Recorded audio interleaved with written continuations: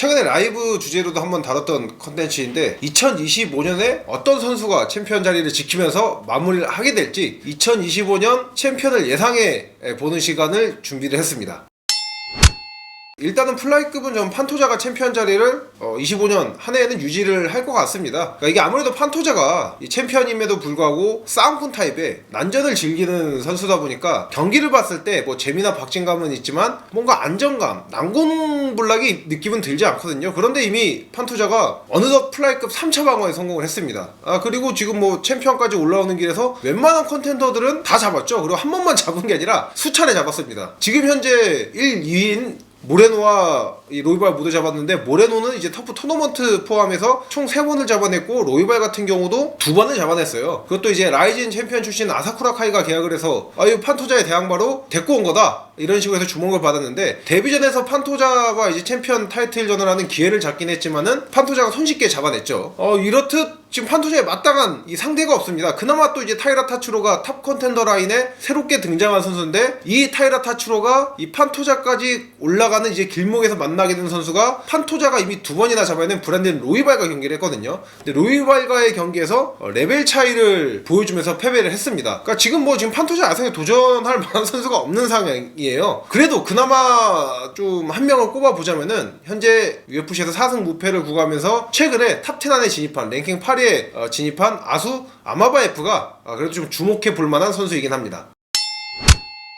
펜턴크 같은 경우에는 메랍의 장비기 직권에 있어서 가장 중요한 거는 우마르와의 2차전이다. 우마르가 설사 1차전에서 졌다고 하지만은 우마르 말고는 메랍을 이길 만한 상대가 현재 펜턴급에선 보이지가 않습니다. 그래서 이제 우마르와의 경기에 대한 말씀을 드린 건데, 우마르가 올해 한 해 이 메랍과 경기할 가능성이 그다지 높아 보이지가 않습니다. 그러니까 메랍과 경기에서 왼손 골절 부상을 입었고, 이 골절 부상이 꽤 크다 보니까 수술까지 받았어요. 그러면 이 수술에서 회복을 하고 재활을 한 다음에 재활을 다 거쳐서 이제 풀캠프를 할 수 있는 몸 상태가 갖춰서 풀캠프하고 경기 뛰고 이런 걸 다 가정을 했을 때 최소 6개월 정도는 걸릴 것으로 보이거든요. 아마 올 여름쯤에 정상적으로 복귀를 하면은 하게 될 텐데, 올 여름 복귀전에서 승리를 하고 연말에 메랍을 만나게 되는 이런 그림도 충분히 그릴 수가 있죠. 근데 이게 말처럼 쉽지가 않죠. 과연 그 우마르의 이 복귀, 이 재활 기간이 순차적으로 잘 흘러갈지, 순조롭게 될지, 또 경기가 잡혔을 때 우마르가 부상은 없을지, 또 경기하고 나서 우마르의 부상은 없을지, 또 다음 경기 연말에 메랍이 잡혔을 때 과연 이게 잘 잡힐 수가 있을지,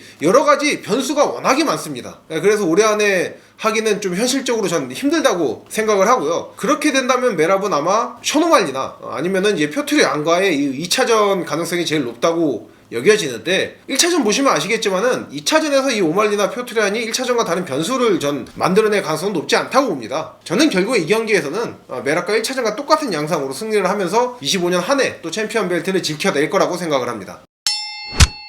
이 패더급 같은 경우에는 현 챔피언인 토프리아가 월장을 하느냐 안 하느냐가 전 가장 중요하다고 봅니다. 그러니까 토프리아가 패더급 초반에, 그러니까 챔피언에 등극하자마자 계속 라이트급을 노리는 인터뷰를 자주 했었죠. 심지어 챔피언에 등극하기 전부터 라이트급까지 올라가서 두 체급 석권에 대한 얘기를 포부를 밝히기도 했었고요. 그때는 이게 단순히 토프리아 개인의 야망이 얘기를 하는 데 있어서 큰 비중을 차지하는 줄 알았는데, 이 토프리아 코치 얘기를 들어보면은 다른 것보다 토프리아가 감량을 워낙 많이 해서 감량폭이 커서 라이트급 월장은 어쩔 수 없는 선택이다, 이 수순이다, 이런 뉘앙스의 인터뷰를 보고는 이거 토프리아는 올해 안에 좀 월장을 확실히 하겠구나, 이런 생각이 좀 굳게 좀 들었습니다. 만약에 안 한다면 저는 토프리아가 패더급 타이틀 챔피언 자리를 지킬 거라고 생각을 하고요. 그런데 만약에 토프리아가 올해 안에 월장을 한다? 그럼 이제 패더급 챔피언 자리는 공석이 되니까 새로운 챔피언전을 추진하고 새로운 챔피언이 탄생을 하겠죠. 그거를 가정했을 때 새로운 챔피언을 생각해보면은 저는 모브사르 에볼레프가 챔피언 될 가능성이 가장 높다고 봅니다. 실력에 비해서 이 주목도가 낮기는 하지만은 현재까지 모브사르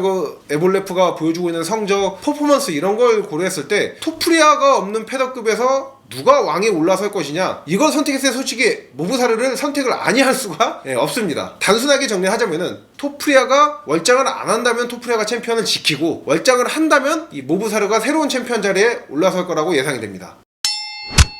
라이트급도 어찌 보면 패더급과 비슷하죠. 왜냐면 지금 마카체프가 월장에 대해서 강력하게 얘기를 하고 있어요. 어느 정도로 얘기를 하냐면은 본인이 새로운, 그러니까 UFC에서 2번째 벨트를 얻기 전까지는 선수 은퇴는 없다, 이렇게 얘기할 정도로 이 두 체급 석권에 대한 의지가 강하거든요. 근데 이 마카체프가 중요한 건 뭐냐면은 두 체급 도전을 할 때는 보통 원장이거나 그게 아니더라도 그냥 한 체급 내리는, 그러니까 위아래로 한 체급 내에서 왔다 갔다 하는 게 통상적이죠. 근데 마카체프는 지금 위체급인 웰터급에는 본인하고 꽤나 친분이 두터운 벨랄 무하마드가 챔피언이다 보니까 벨랄과의 경기는 피하고 있어요. 본인도 안 한다고 얘기를 하면서 그러면은 뭐 한 체급을 내릴 거냐, 이것도 아니죠. 무려 두 체급을 올려서 미들급에 도전한다고 얘기를 하고 있습니다. 근데 이게 본인 의사가 강력하다고 하더라도 데나 화이트도 이게 뭔가 그림이 잘 안 그려지는, 좀 어렵겠다 싶은 거는 추진을 안 해요. 그러니까 이런 걸 고려했을 때 저는 솔직히 마카체프가 본인 의지가 강하다고는 하지만은 미들급으로 올려서 두 체급이나 올려서 도전하는 거는 솔직히 UFC 쪽에서 허락을 안 해줄 가능성이 높아 보이거든요. 그리고 이게 아니더라도 일단 마카체프도 올해 안에 라이트급에서 방어전을 한 번 더 치를 것이다, 이 얘기는 하고 있습니다. 가장 중요한 거는 결국 이 마카체프를 그나마 잡을 만한 사람은 저는 사루키안이라고 보는데, 그리고 사루키안과 마카체프 경기가 잡혔을 때 저는 사루키안 승리를 점쳤었잖아요. 근데 사루키안이 개최 당일날 허리가 아프다는 이 부상을 이유로 해서 아웃이 되면서 데나 화이트 UFC 수뇌부 쪽에 지금 미운 털이 박히는 상황입니다. 사루키안 본인도 인정을 했죠. 본인도 돌아가야 되는 거 인정하고 뭐 한 경기든 두 경기든 더 하고 이제 마카체프에게 도전을 하겠다, 이런 걸 고려했을 때 솔직히 뭐 사루키안과 마카체프 경기가 올해 안에 열릴 수 있을까? 뭐 가능성은 높다고 하지만 이것도 확실을 할 수는 없는 상황이에요. 그래서 저는 이 마카체프와 사루키안의 경기가 올해 안에 열리느냐 안 열리느냐, 이게 중요하다고 봅니다. 저는 개인적으로 사루키안과 마카체프가 붙으면은 사루키안의 승리 가능성이 높다고 생각을 하거든요. 그러니까 올해 안에 사루키안과의 경기가 펼쳐지면 저는 챔피언이 사루키안으로 새롭게 바뀔 것이라고 생각을 하고, 사루키안과의 경기가 올해 안에 치러지지 않는다, 그럼 저는 마카체프가 올 한해도 챔피언 자리를 지킬 것이라고 예상을 합니다. 네, 그래서 오늘은 2025년도 이 챔피언을 예상해보는 시간, 플라이급부터 라이트급까지 경량급에 대해서 알아봤고요.